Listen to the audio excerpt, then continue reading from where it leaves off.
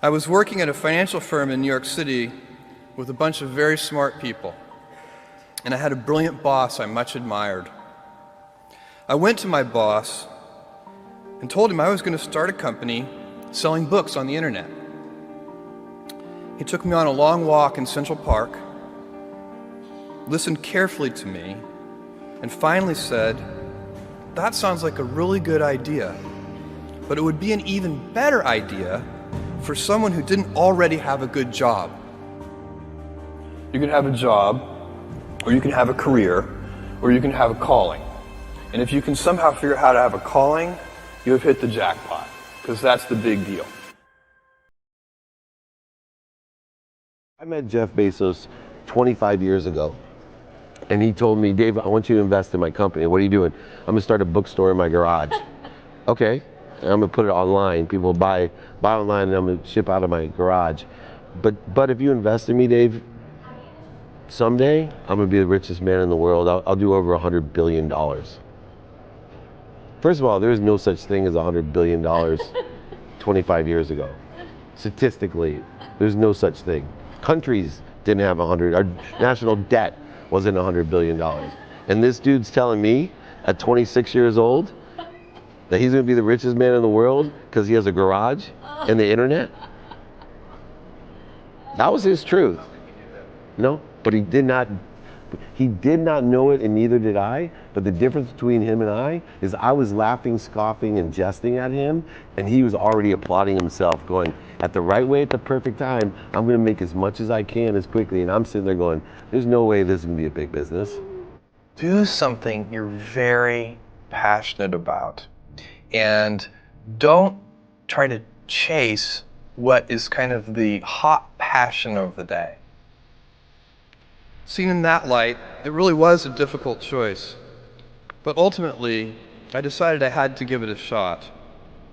I didn't think I'd regret trying and failing, and I suspected I would always be haunted by a decision to not try at all.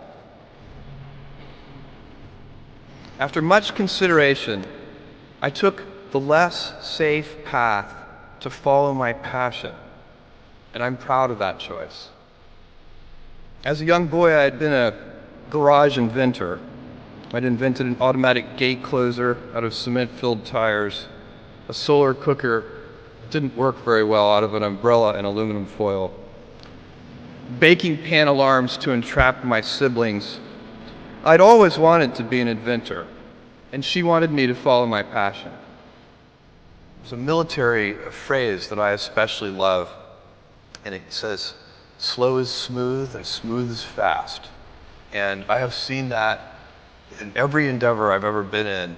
That's the kind of thing that really allows you to make progress. You know, you get certain gifts in life and you want to take advantage of those, but I guess my advice on adversity and success would be to be proud not of your gifts, but of your hard work and your choices. So, you may be, the kinds of gifts you get, like, you might be really good at math. It might be really easy for you. That's a kind of gift. But practicing that math and taking it to the next step, that could be very challenging and hard, and take a lot of sweat. That's a choice. You can't really be proud of your gifts because they were given to you. You can be grateful for them and thankful for them. But your choices, you choose to work hard. You choose to do hard things. Those are choices that you can be proud of. You can choose. We all get to choose our life stories, and it's the choices that define us, not our gifts. Everybody in this room has many gifts. I have many gifts. You can never be proud of your gifts because they're gifts. They were given to you. You might be tall, or you might be really good at math, or you might be extremely beautiful or handsome, or there are many gifts, and you can only be proud really of your choices because those are the things that you are acting on. And one of the most important choices that each of us has, and you know this just as well as I do, is you can choose a life of ease and comfort, or you can choose a life of service and adventure. And when you're 80, which one of those things do you think you're going to be more proud of? You're going to be more proud of having chosen a life of service and adventure. There's never been a better time to be alive.